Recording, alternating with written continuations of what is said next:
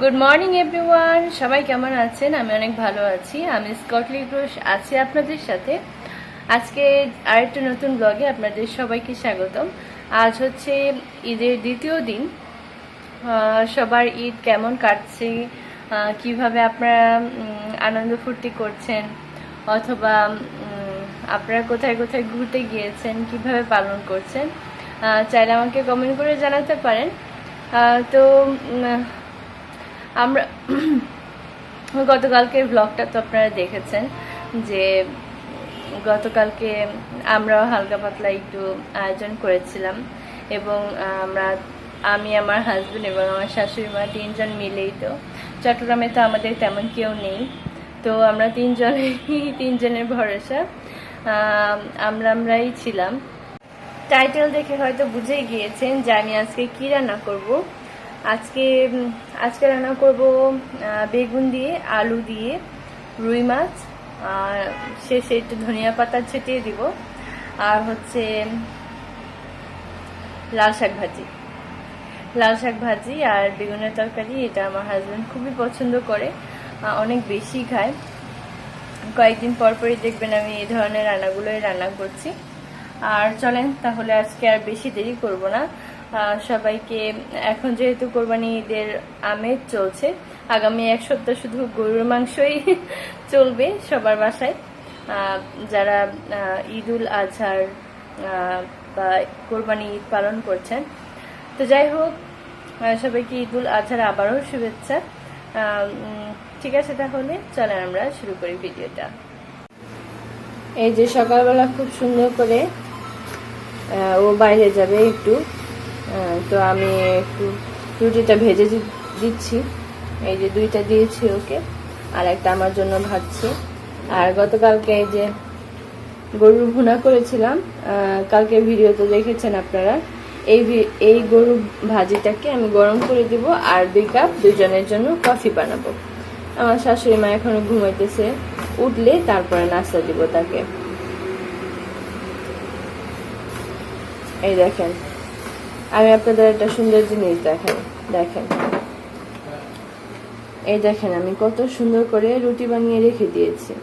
এই যে আপনারা যদি এইভাবে রেখে দেন তাহলে কত সুন্দর করে করতে পারবেন, প্রতিদিন সকালবেলা উঠে নাস্তা করতে পারবেন, আর প্রতিদিন বানানোর কোনো ঝামেলা থাকে না। বলেন,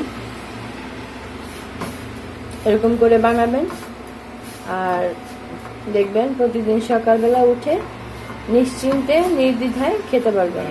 এমনভাবে বানানোর প্রসেসটা শিখে নেবেন, ধরেন ইউটিউব থেকে হোক আমাকে কমেন্ট করলেও হবে, কারণ আমি কয়েকদিন পর রুটি বানাই। তাহলে আমি দেখাতে পারবো যে আমি রুটি কিভাবে বানাই এবং রুটিটা কিভাবে নরম থাকে।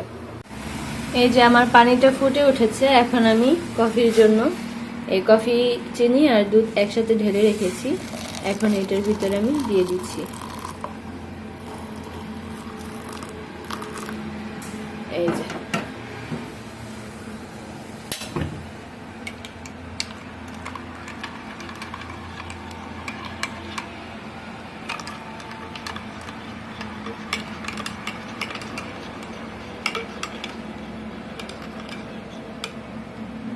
এইবার ঠিক আছে।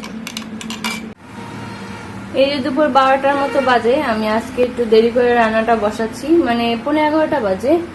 এখানে আমি লাল শাক কুচি করে রেখে দিয়েছি, এটাকে আজকে ভাজি করব। আর বেগুন কেটেছি, আলু বেগুন এবং রুই মাছ দিয়ে আজকে তরকারি। পেঁয়াজটাও কেটে নিয়েছি, আজকে দেখি রান্নাটা বসিয়ে দিব। শুকনো মরিচটা ভাজা হয়ে গেছে, এখন আমি পেঁয়াজটা দিয়ে দিব লাল শাক ভাজি করার জন্য। এই যে পেঁয়াজ দিয়ে দিলাম, এখন এটার ভিতরে আমি ভাজতে এই যে আর একটু কাঁচামরিচ দিয়ে দিব।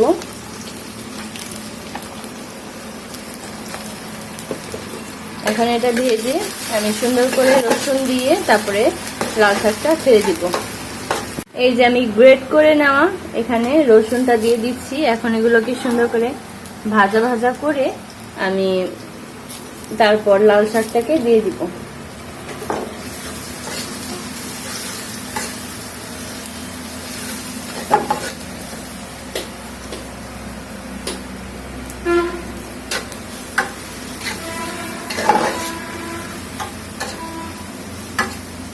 খুব সুন্দর একটা গন্ধ বের হচ্ছে রসুনের, রসুন শুকনা মরিচের খুব সুন্দর একটা গন্ধ বের হচ্ছে। এই যে আমার রসুনটাকে খুব সুন্দর করে লাল লাল করে ভেজে নেওয়া শেষ। এখন আমি এই যে কেটে রাখা লাল শাকগুলোকে এখন এটার ভিতরে দিয়ে দিব।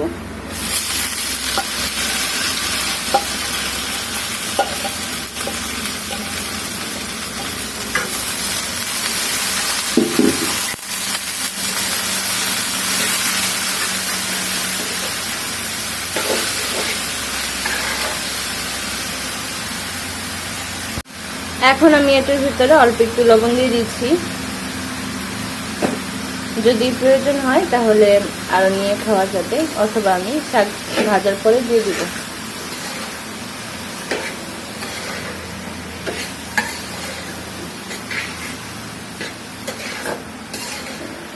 এটাকে সুন্দর করে এখন নেড়ে চেড়ে আমি ভাজি করে নিচ্ছি।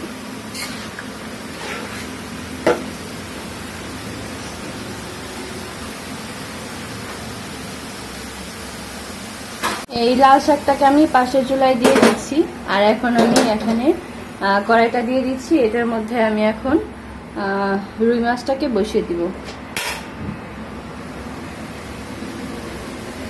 যে কড়াইটা গরম হয়ে গেছে, এখন আমি তেলটা দিয়ে দিচ্ছি মাছটাকে ভাজার জন্য। তেলটা গরম হয়ে গেছে, আমি এখন এটার ভিতরে এক এক করে মাছ দিয়ে দিব।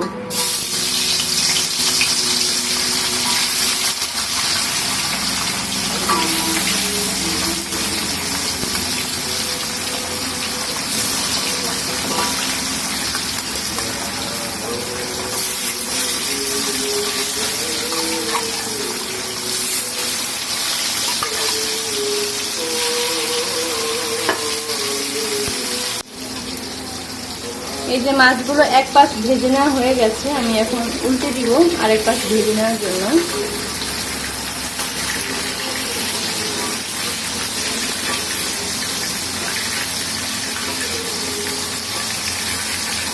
মাছ উল্টানো একটু কষ্ট,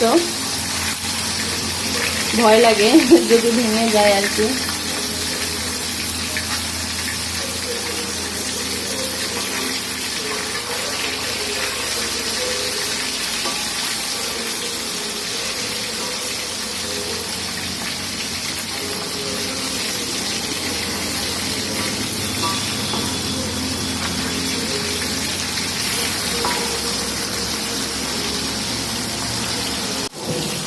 আর এই পাশে আমার লাল শাকটা দেখেন প্রায় হয়ে গেছে, আমি এখন নামিয়ে ফেলবো এটাকে।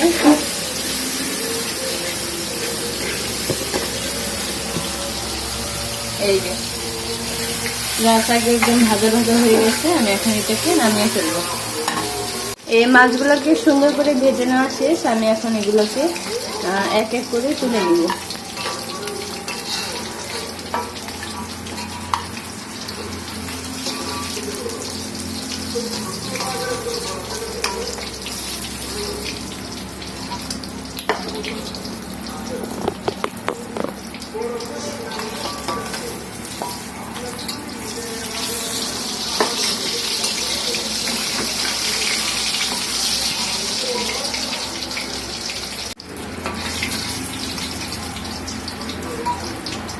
এখন আমি এটার ভিতরে পেঁয়াজ দিয়ে দিচ্ছি তরকারিটা রান্না করার জন্য। পেঁয়াজ আর মরিচটাকে আমি একসাথে দিয়ে দিচ্ছি।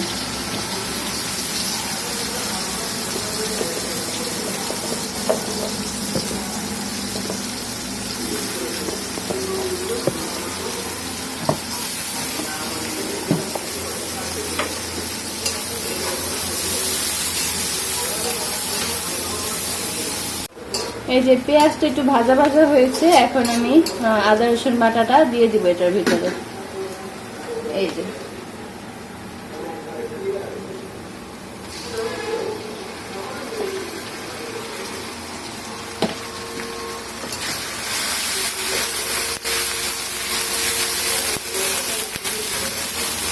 এই যে আদা রসুনটাকে সুন্দর করে ভেজে নেওয়া শেষ, এখন আমি এটার ভিতরে পানি দিয়ে দিচ্ছি।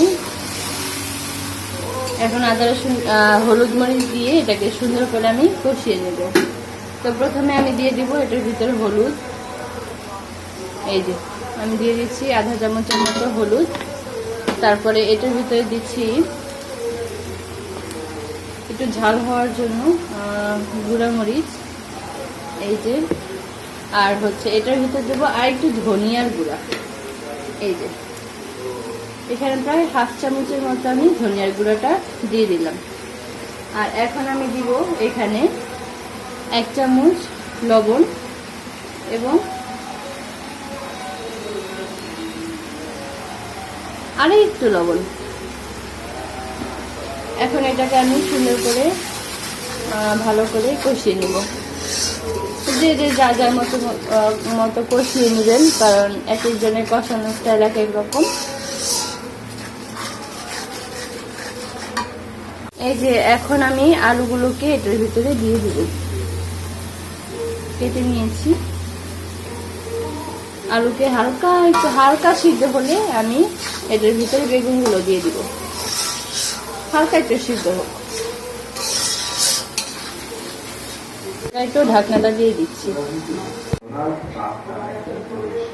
এই যে আলুটাকে আমি 1 মিনিটের মতো কষিয়ে নিয়েছি বা একটু বেশি।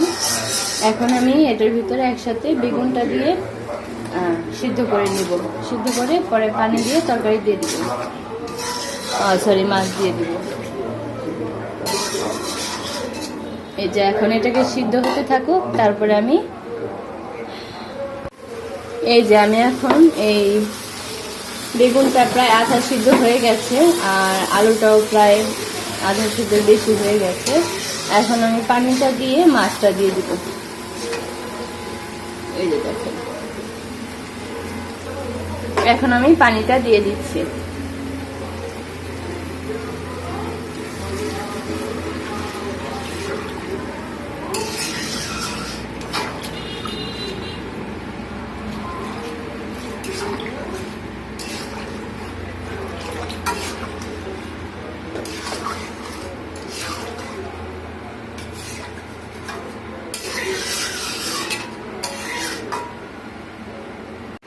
এই যে পানি ফুটে গেছে। এখন আমি এই মাছগুলোকে এখানে দিয়ে দিচ্ছি। এখন এগুলো হতে থাকুক।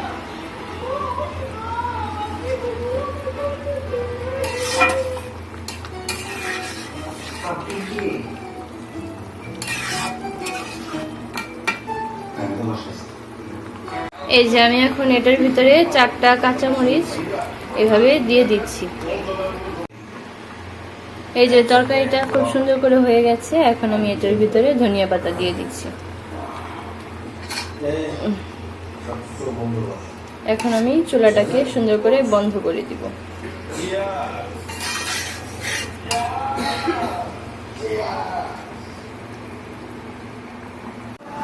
এই যে আজকে হচ্ছে লাল শাক ভাজি, আর হচ্ছে আপনারা তো দেখলেন কিভাবে রান্না করলাম। আর এই হচ্ছে রুই মাছ দিয়ে আলু দিয়ে বেগুন দিয়ে ঝোল তরকারি।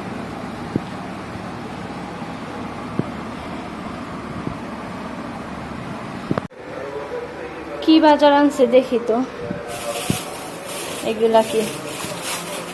ও করলা, এগুলা করলা। এটা কি? ঢেঁড়স আর হচ্ছে চিচিঙ্গা, বেগুন, পটল, এটা খাওয়ার কলা, আর হচ্ছে পেয়ারা, মিষ্টি কুমড়া,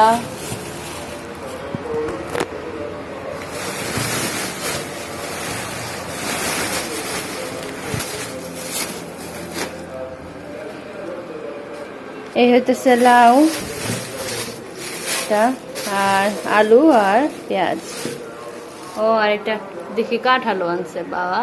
এই যে ভালো মতো দেখাই, এটা হইতেছে ঢেঁড়স, করলা, চিচিঙ্গা, মিষ্টি কুমড়াটা খুব সুন্দর ভালোই আছে। মা আবার পেয়ারা পছন্দ করে, মার জন্য পেয়ারা আনলো, ঘরের জন্য কলা, লাউ, একটা কাঁঠাল আর আলু পেঁয়াজ। এই হইতেছে আজকের বাজার। রান্না বান্না করে একদমই টায়ার্ড। এখন এখন খাওয়া দাওয়া করেছি, একটু জিনিসপত্র গুছিয়েছি।